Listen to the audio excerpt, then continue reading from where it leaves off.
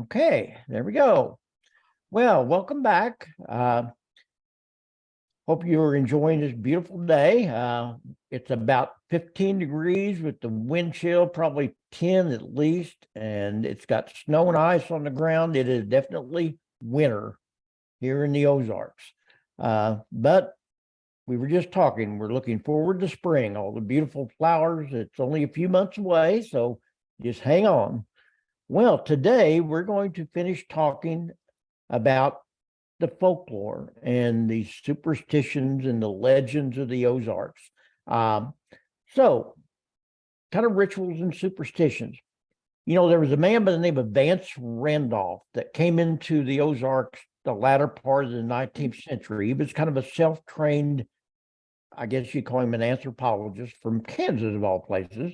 And he settled in the Ozarks, became a part-time professor at University of Arkansas in Fayetteville, and spent the next 30, 40 years just roaming and traipsing around the hills and the hollers of the Ozarks, writing down stories, recording things. And he wrote several books. Probably the most famous one is called Ozark Magic and Folklore. You can still get it off Amazon, where he went into great detail telling about these old superstitions of the Ozarks and their rituals and how they led life. And you know, it's really interesting to me because as a sixth generation Ozarker, I've heard a lot of this that I'm going to talk to you about today. My father, he wasn't very superstitious. My mother was extremely superstitious. And I would hear her say these things all the time, never paid much attention to it until I got into this and I began to realize, hey, I've heard that. My mom used to say that all the time. And so it's one of those things that's kind of an interest to me. A lot of it came from the Appalachian area when the Scots-Irish came in to this area. And of course, that in part came from the Scots and the Irish. Randolph, by the way, he characterized the Ozarkers as the most backwards people in America. And he said that in a loving way. He didn't say it in a mean way. He said they purposely don't want to move forward. They purposely hang on to their old rituals and their superstitions. And of course, that was true. It's not so true today. Most of what I'm going to talk to you about, most people in the Ozarks have never heard about. But so what we're going to talk about, the events of life that kind of propelled these superstitions and these folklore events all occurred primarily from the family events. You know, the three big events in almost every Ozark family's life back in the early days was childbirth, marriage, and death. These were the big events that caused people to gather, that caused nearby friends to either celebrate or mourn as the occasion required. And, you know, this was where a lot of these things came from. So, again, most of their life was spent working, as we talked about last week, and how they lived. It was a hard, laborious life. But they did have these certain events that brought them together, and it was then that you sometimes saw these superstitions or these folklore events come out. So the first one we're going to talk about is having babies. Now, we don't think much about that today. You know, I mean, it's a big event, but you know, you get pregnant, you go to the hospital, you have your baby. You stay there for just not very long anymore, and you come home and you've got all these people that are telling you what to do. You've got books to read and what all. Back in these days, folks, it was a home event. They called it catching babies. They didn't call it having babies. It was called catching babies. Catching babies was a term for childbirth. Childbirth almost always took place in the home. Very, very few people went to the hospital to have babies back in the early days of the Ozarks. I know my grandmother and grandfather, they had 6 children, and only the last, who she was born in the 30s, was born in the hospital. And she used to tell the story. She said, my dad complained for the rest of his life that he had to pay $1 a month for 12 months to pay the bill. $12 for the hospital stay and for his wife to have the baby, and he complained about it. Of course, that was, that was a big deal back in those days, $1 a month, But childbirth, it happened at home. In fact, doctors were pretty rare in attendance, and sometimes the doctors that attended you really weren't very good. I'll be honest with you. So, it was a home event. Most childbirth was administered and watched over by the elderly women in the community. Usually there was at least one that was kind of called a granny woman, and she was a midwife. And she had been around for a long time, and she had learned how to help the women give birth. And she would come to the cabin or the house or whatever, and help the woman prepare for the birth. She would help them prepare what we call a layette. They'd give advice. They would help during the pregnancy. They'd make the belly band, which was a big deal back in these days, and we'll talk about that in a minute. They often stayed in a home for 2 to 3 Recording in progress. After the birth of the child to help with the new mother, because again, sometimes these mothers, no offense, the men didn't know much about all this, and they were too busy out working in the fields and doing the chores and what all. So the granny women would often just stay in the house with them for a couple of weeks, maybe 3 weeks, to help the woman get adjusted, and particularly if it was her first child. They very seldom took pay. All they expected was to be fed and, given whatever they needed at that point in time. So again, most of these were done by a granny woman. This is a picture of a granny woman that was in Bittersweet magazine. If you're not familiar with Bittersweet magazine, it was published by a class at Lebanon High School for many, many years.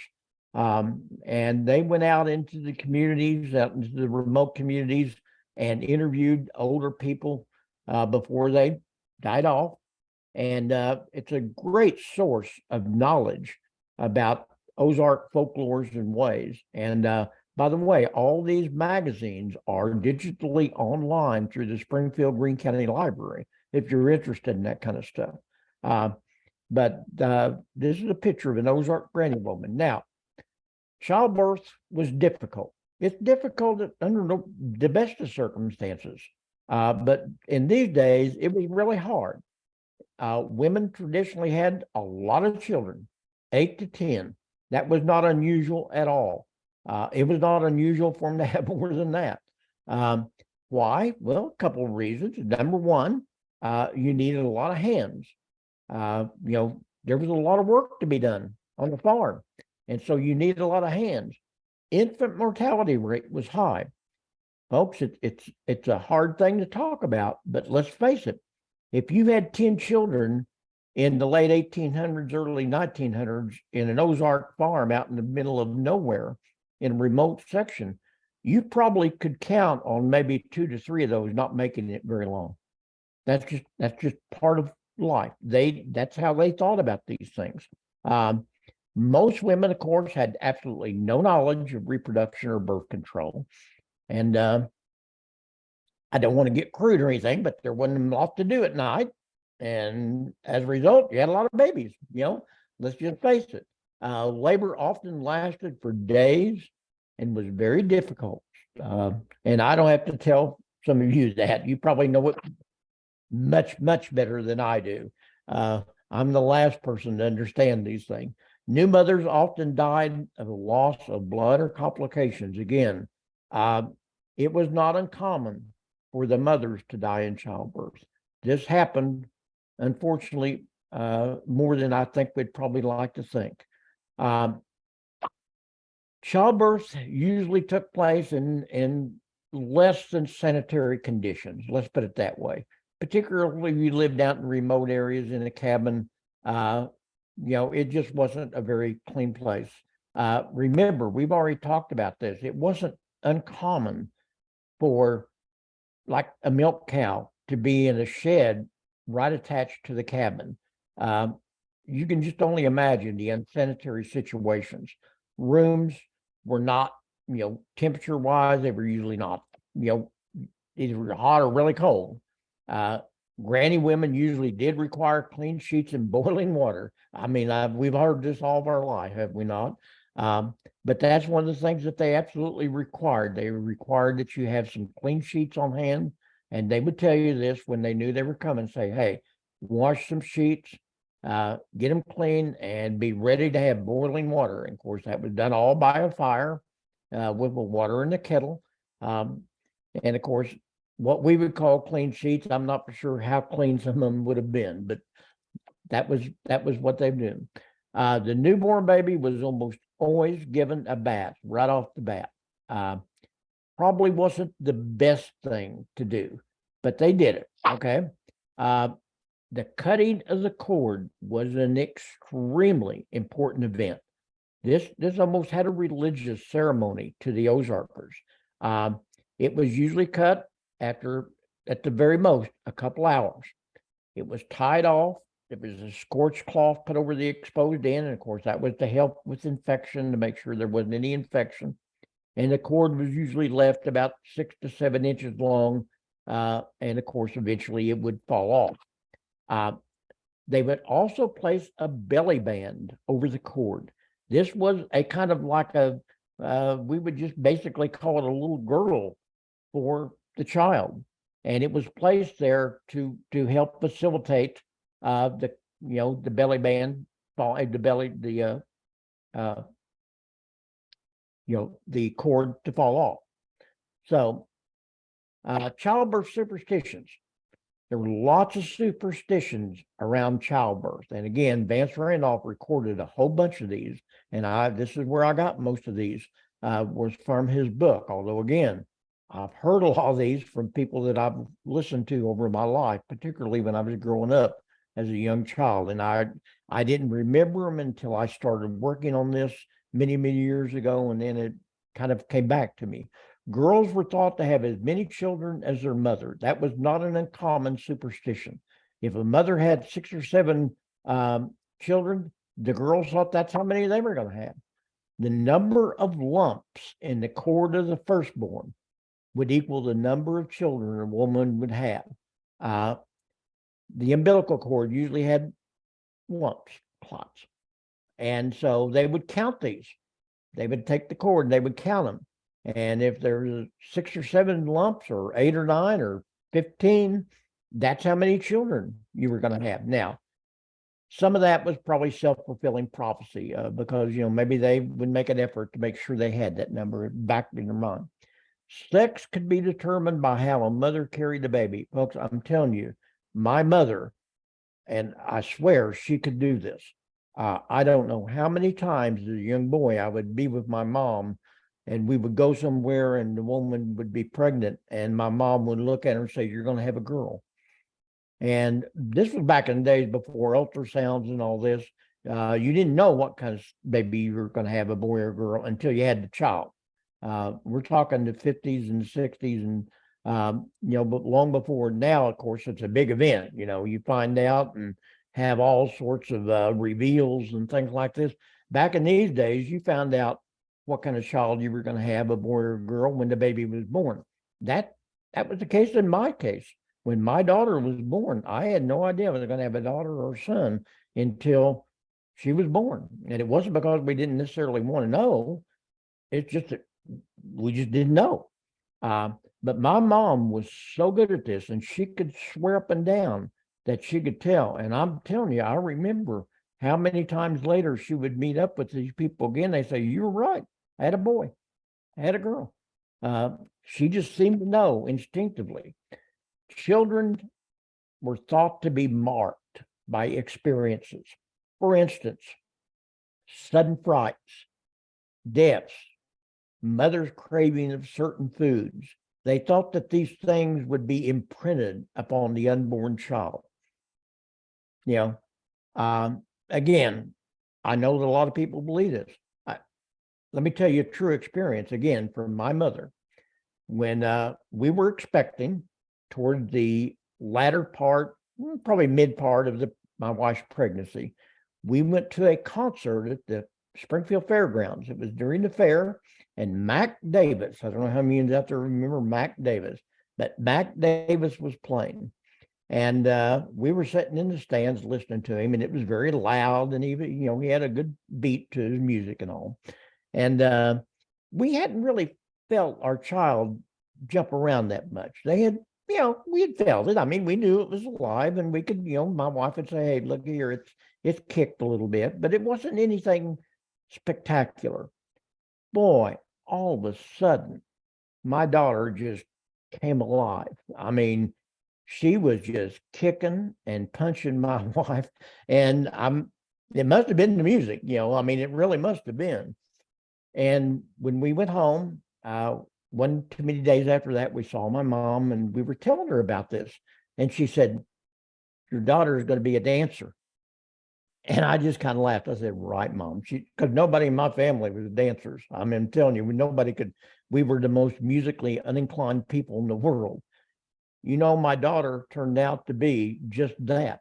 And she was a great dancer. And she won actually, regional and national awards for her dance competitions.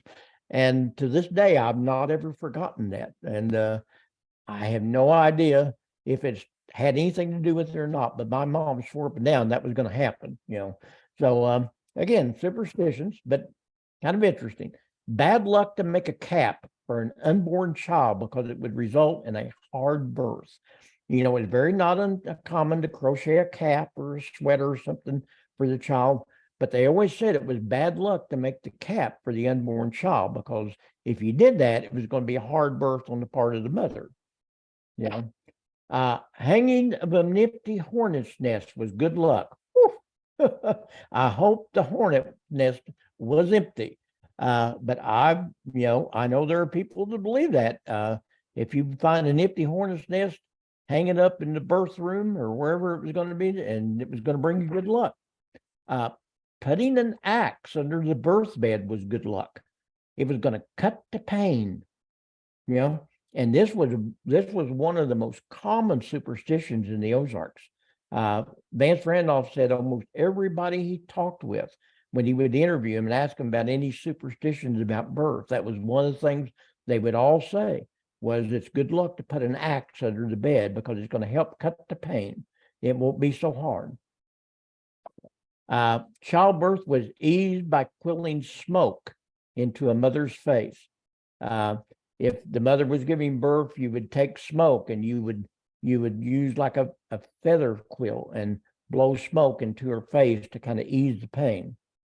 I don't know about that, but they did it. Multiple births were considered unlucky. If you had, twins or even triplets, that was probably considered very unlucky. Probably as much because the fact that there was probably more chance of a high mortality rate. Let's face it, the more babies you have at one time, the chances of the mortality rate being high were probably much greater back in these days. Childbirth, the mother's head was always to face the north. I have no idea why, but that was in something that Vance Randolph found, was that when the mothers, they always turned to bed, so the head of the mother was always facing to the north. I can't tell you the reason, but that's what it was. The seventh son of a seventh son was very lucky. And of course, I know a lot of you have heard that. I've heard it all my life. So again, very interesting. So that was one aspect. This was one of the three big ceremonies of life that superstitions grows around. The next one, of course, was marriage and courtship. That was a big deal, folks, back in these days, still is. Keeping company is what they called it. They didn't refer to it as marriage or dating. That didn't happen. You courted each other or you kept company. Courtship was almost always very localized. Again, people didn't go very far. Their range of life was maybe 5 to 10 miles for the most part.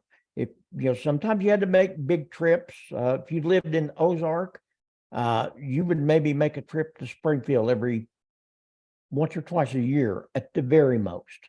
which was only about 15 miles. But courtship was very localized. My grandfather and grandmother were next door neighbors. They grew up on adjoining farms, very typical. Usually limited was in walking distance. Again, because, they didn't have cars back in these days. They did have buggies or horses or whatever, but, it was basically a walking type thing. Most of the couples would meet at church. Everybody went to church, not everybody, but probably 95% of them did. And that's where couples would generally meet up, sometimes at school, but a lot of times at church. Courtship age was a little bit different than it is today.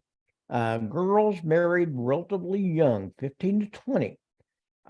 My grandmother, Jane, I believe she was 14 or 15 when she got married. And my grandpa Joe was maybe 18 when they got married. But they were already grown adults, folks. They were men and women. They weren't kids.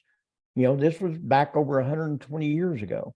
And they were already considered to be adults for the most part. They had already finished school. I think my grandfather already had a farm by that time.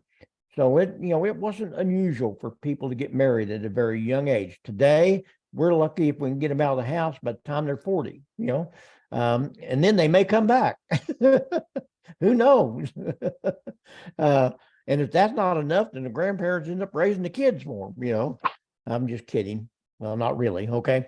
Courtship was limited to Sunday since the other days were work days. You just, that's the days you courted, because the other days you didn't have time to go on a date. That's not even what they called it. They called it courting. Rituals. The boy would almost always ask the girl's parents for permission to court her. The last thing you would have done would have been start, courting some girl and not ask the parents. That was a big no-no. I imagine that was about the fastest way to make sure to lose the interest of that family if you were to start trying to do that. The boy would then be invited to the house for Sunday dinner after church. That would probably be the first big step. They'd say, well, let's, before you guys start courting, let's have you come over to Sunday dinner and we'll meet you and sit around and talk with you a little bit. Of course, they would know them, after a few dinners, the boy would ask permission to go walking with the girl. Had to be chaperoned in the beginning, you didn't leave them alone, that was just asking for trouble, in their mind. If the courtship became serious, the boy would announce his intentions and they would be left alone for short periods. Engagements were kind of called posting bands. Some of you might remember this when they used to post the bands in the church. That's what they were called. I've got, from one of my great-great-grandmothers, I've got the announcement where their bands was posted in the church back in Tennessee.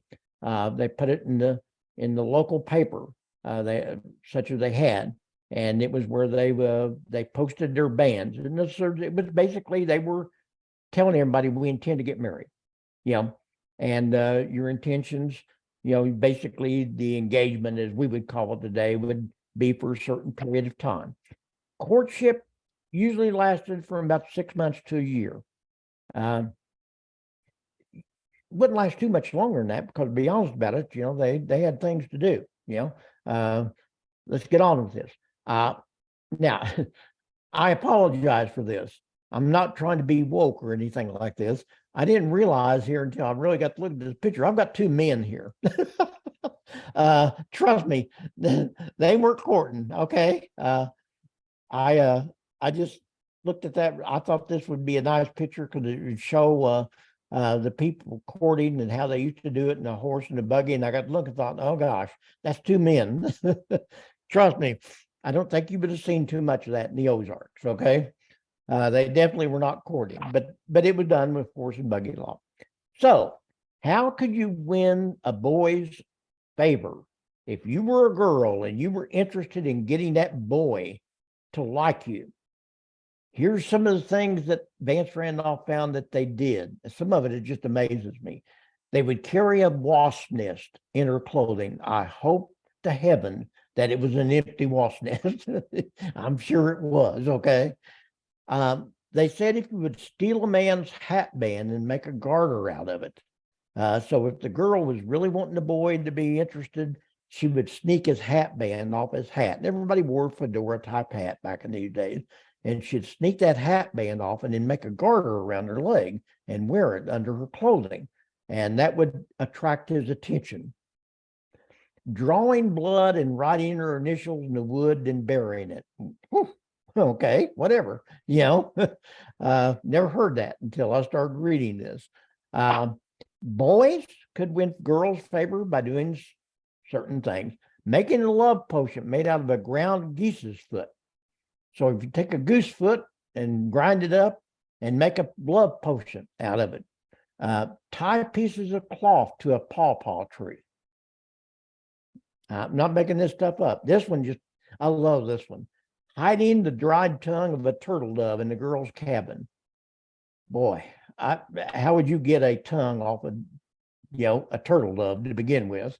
And, then I guess it wouldn't be hard to hide because it'd be so small. It wouldn't be an effort to hide it if you ever got a chance.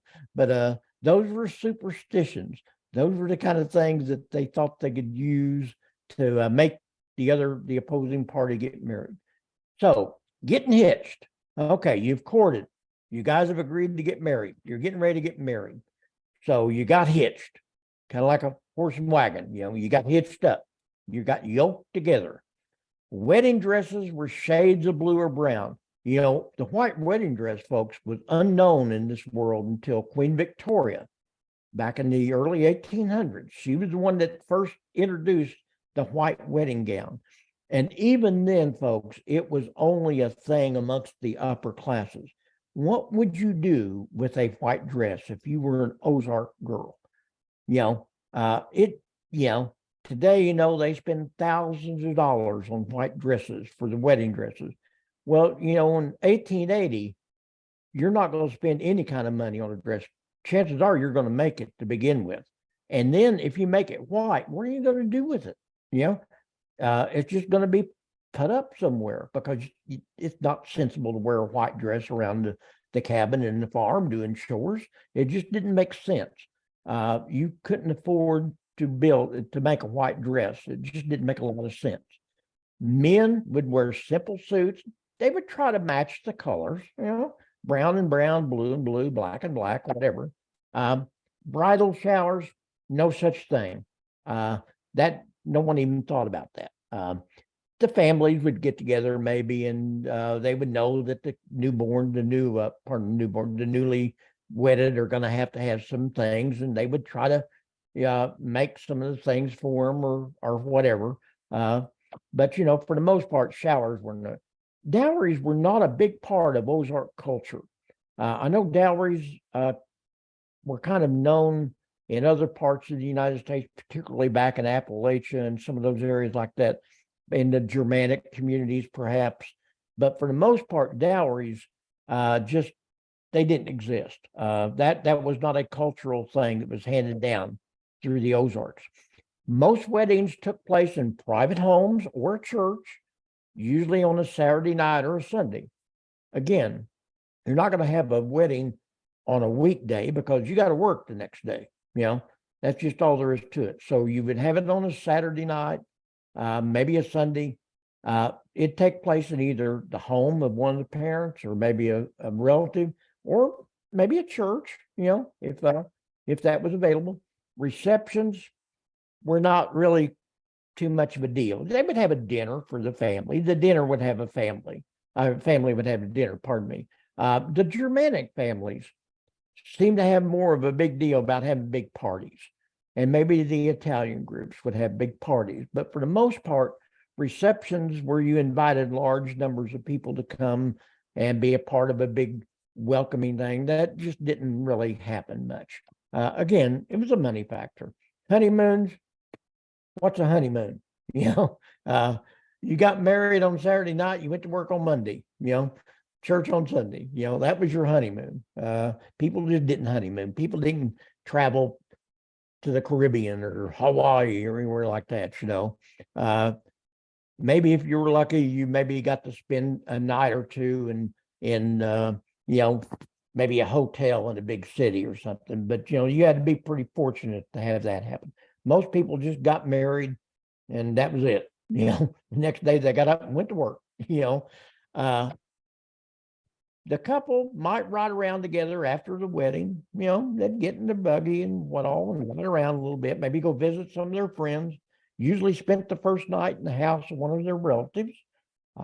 Again, that was kind of a big deal. A wedding dinner, again, was kind of prepared and served for the couple, but it wasn't like a reception. It was just a dinner and a get together and people just, you know, the immediate family, maybe aunts and uncles and what all. The chivalry. Oh boy, I bet some of you have heard about chivalries all your life. I can remember chivalries. A chivalry was a community gathering, kind of a sign of acceptance. It was kind of where the community would be welcoming the new couple. Now, it depended on how welcome you were to the community. Sometimes you weren't very welcome. If a group of people showed up to your house, your cabin, you were expected to give them candy or cigars. Candy for the women, cigars for the men. You know, that was kind of expected that you would provide them. If you didn't do it, then something bad might happen to you. You might get thrown into a nearby creek. They might raid you around the house on a rail. You can probably remember chivalries, some of you know, and they would come to your house and beat on pots and pans and make a big commotion. You know, I can remember this. I could actually remember chivalries going on in my little community. It happened across the street from me when I was a very young child. I remember asking my mom and dad what was going on and say, oh, so-and-so got married, they're having a chivalry. And I'm like, what's a chivalry? You know, never heard of such thing, but that's it. This is a couple from a little Germanic community not far from here called Freistadt, probably about 40 miles from here, about halfway between Joplin and Springfield, and just on the other side of Aurora and kind of north of Monette. This was a typical wedding at a time probably around the turn of the century. You notice she's sure not wearing white, you know. She's wearing a dark colored dress, and you can tell the kind of Germanic headdress. They kind of really went into this kind of thing. You know, that was as much as important as anything. But they didn't wear white dresses. That was very uncommon back in these days. Marriage superstitions. June and January, great months to get married. You know, I don't know why, but that's what they thought. May weddings were considered unlucky. Yeah, again, I don't have a clue why, but that was it. Weddings during the rain or snow were considered unlucky. So you didn't want to have a wedding during the rain or snow. A bride was never expected to cook her own wedding dinner. That was really bad luck for her to cook the first meal. That's supposed to happen from some of her relatives were supposed to cook the first meal. It was thought that whichever one of the couple went to sleep on the first night was the first to die. Okay, whatever. You know, I don't know how you would know that, but anyway, again, whichever one went to sleep first was going to be the first one to die. That was a superstition. Good luck would follow a girl who made her own wedding dress. If you made your own dress, then that was going to be good luck. You might have a long marriage and you have good fortune following. It was bad luck for a girl to look at herself after she was completely dressed for the wedding. Now, I've heard of, as most ladies have heard, you know, it was bad luck for the groom to see the bride before the wedding ceremony in her wedding dress. But it was also considered bad luck for the girl once she got fully dressed, and usually the mothers and maybe sisters and her aunts and uncles would help her get dressed. And then, you know, she wasn't supposed to look in the mirror. You know, that was bad luck. Don't look at yourself. Mountain medicine. Doctors were very rare. They had what was called herb doctors. They were actually called yarb doctors. That was the typical term, yarb instead of herb, but they couldn't say herb very well, so they said yarb. yard doctors. Some of these became kind of well known. There was one of them down in a little town near Hurley, Missouri, called Omar Palmer back in the 30s. He even had a nickname. He was called the Wizard of Oto, after the Wizard of Oz, a little community of Oto down around Hurley on the James River. And he was supposed to be one of the great herb doctors of the region. Trouble is, he got into a lot of really weird stuff, like curing. He could cure cancer with these herbs and all sorts of things. And the medical community finally, obviously, got down on him, and they end up being arrested and barred from practicing medicine. One of my good teaching friends, a lady by the name of Carly Andrews, actually wrote a little book on this. She lived in Oto, and she wrote a book called The Wizard of Oto, and I've got a copy of it. I don't know how many copies were ever sold, but it's out there somewhere. His following was really huge. What kind of medicines? Well, cold remedies, horehound candy tea, skunk oil poultice, onion poultice, cherry bark tea. If you want to get rid of a cold, so if you've got a cold, just get a skunk oil poultice and put it around your neck. I don't know if it'll get rid of the cold, but I know one thing: nobody will catch it from you because they won't want to be around you. Okay. Asthma and hay fever, sumac leaf tea, chewing bark from a wild plum tree. So if you got asthma, if you chew the bark from the wild plum tree, that's going to cure your asthma. Purgatives, if you get bound up, mandrake tea, walnut or butternut tree bark tea, Epsom salts. Trust me, I've had Epsom salts orally when I was a kid, and I would get constipated. My mom would always mix up Epsom salts in water and make me drink it. Oh boy. Whew. I don't remember if it worked or not. I'll be honest with you. Probably didn't care at that point. I was probably so sick. Stomach distress. Tea made from a ground chicken gizzards. Whatever. Tea made from rattlesnake weed. Not rattlesnakes, rattlesnake weed. There is such a thing as rattlesnake weed. Chewing of horse mint leaves. That makes sense. You know, mint does soothe the stomach. Tea made from slippery elm bark. They were really big on teas, making teas to cure all sorts of problems. If you got the diarrhea, tea made from ragwood weed. Tea made of artichokes. I don't like artichokes. I can't imagine what artichoke tea would taste like. A tea made of eggshells. Well, yeah, that might do it, you know, or else might make it so uncomfortable you wouldn't ever want to have it again, that's for sure. General treatment, sprains. Patrick Mahomes should have made him a poultice of vinegar and salt over the week, you know. Again, so if you get a big bad sprain, you get vinegar and salt and put it in a poultice. Anybody ever hear of an acidity bag? That was a term that was called when they put these things around your, kind of like a poultice in a thing. And they call them acidity bags. I swear to God, I remember my aunt, even in the 70s, I'm not talking 1870s, I'm talking 1970s, 1980s. Every once in a while, I'd go visit her, and if she was feeling ill, she'd have this bag wrapped around on a cloth, and she called it her acidity bag. You know, I tell you, I come from a long line of hillbillies, okay? Blood poison was treated by poultice of prickly pear, beets, and sweet milk applied hot. Of course, that was a really serious thing, folks. Blood poison was a really deadly thing if you got it. Basically, it's infection of the blood. And, you know, today, you know, we go get a shot if we get where we think we're going to, you know, tetanus shot.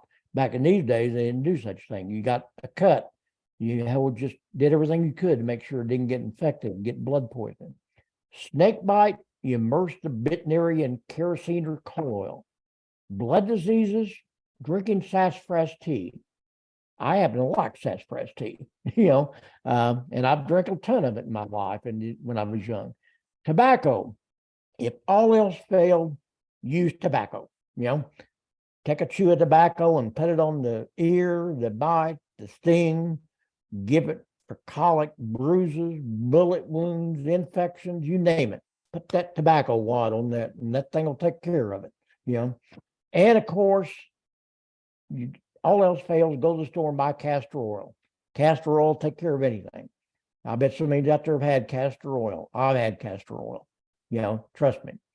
Okay, I've got to finish up here pretty rapidly. Traditional Ozarkers accepted their shortness of life and its natural end better than modern counterparts. Folks, it was, you know, we kind of fight this, and I understand. I'm getting at that age where I kind of don't want to think about it.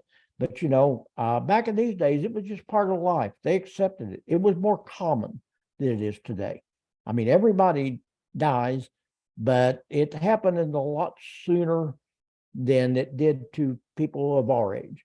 Common reasons for death: childbirth was one high mortality rate. Pneumonia was, you know, something that would, you know, very deadly. Typhoid fever, bad water. Tuberculosis was a really rampant disease in the Ozarks. An infection. You got an infection. You know, they didn't have antibiotics back in these days. They didn't have antibiotics in my mom and dad's age for most of when they were young. Family care. The family was always in attendance at the end. That was part of it. You never left the person alone if you knew that end was coming to passing. Friends would come over to help support the family, to help with the farm chores. That was just something you did as a neighbor. Friends and family living away were sent black-edged death notices, so they would be promptly delivered by the mail. I used to have one of these that my grandmother sent to one of her sisters. It was a death notice of one of her children, and on the envelope and on the death notice, it had a black edge around it. That was because, number one, when the postmaster got that, he knew it needed to be delivered really fast, because they wanted that information to get to the families rapidly.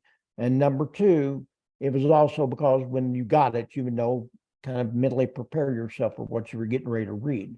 So black edge death notices were kind of a thing. Burial preparations, undertakers and bombers, that, you know, back in the old days, they didn't use them. They didn't have them. Funerals were held very rapidly, usually the day after. You know, today it's weeks, sometimes months. Back in these days, you had it as fast as you could. All the bedding and clothing were burned. The death room was totally cleaned up. You wanted to clean it. The body was taken care of by the family members. They would wash it and all. They would place coins, usually quarters, over the deceased person's eyes. Sometimes these were collected before they were buried and would be saved as keepsakes. Body was then placed on what was called a cooling board to allow for rigor mortis to set in. Soda claws were placed over the exposed parts of the skin to preserve their texture and their color. Kind of running out of time here. Setting up with the body was very important. Friends always remained with the body. Coffins were made by the family members. The room where the body was laid out was darkened. All furniture was removed, and chairs were placed backwards against the wall. I have no idea why that happened, but I know it happened because my mom was involved in setting up with one of our neighbors' children. And I went over to get her the next morning, and she was in this room, and the coffin was placed on the board, and there was nothing in the room except chairs. The chairs were placed backwards against the wall. So this was back in the early 50s. I remember this very clearly. Graves were always hand dug by the family, 6 by 4 by 6, and boy, that was a chore in the Ozarks. I'm telling you, that took a lot of hands. So the coffin being made, the family, you know, preparing the funeral. The funeral itself, family always gathered for dinner before the funeral. 2 o'clock in the afternoon, preferred time. I don't know why, but that was kind of when the preferred time. Widely attended, usually by the community. Everybody went to them. Children were taught how to behave at a funeral in the schools. This was kind of what, you know, as a young child, people were taught this is how you should expect to act. Dark clothing, of course, will be worn by all women, wear veils and hats, and traditional services. So I'm going to have to stop. I'm out of time. It's 3:17. I'll try to finish this up. I've only got a little bit left, but I'll try to finish it up because next week I want to talk to you about The Shepherd of the Hills. The Shepherd of the Hills novel was so important to opening up the Ozarks. So apologize for running a little over, but I appreciate it. I hope you enjoyed this. Maybe it's brought back a little bit of some what you guys might remember as your own childhoods. Maybe hearing some of these things. You're not from this area. It kind of gives you an insight into what us crazy people in the Ozarks thought. We were a little bit strange. We were purposely backwards. That's exactly what Vance Randolph said. We tried to hang on to the old traditions longer than anybody else, and it was not easy for us to give up. So I appreciate it. I hope you've enjoyed it. Hopefully we will have better weather coming around because boy, it's a nasty day here. It is here too.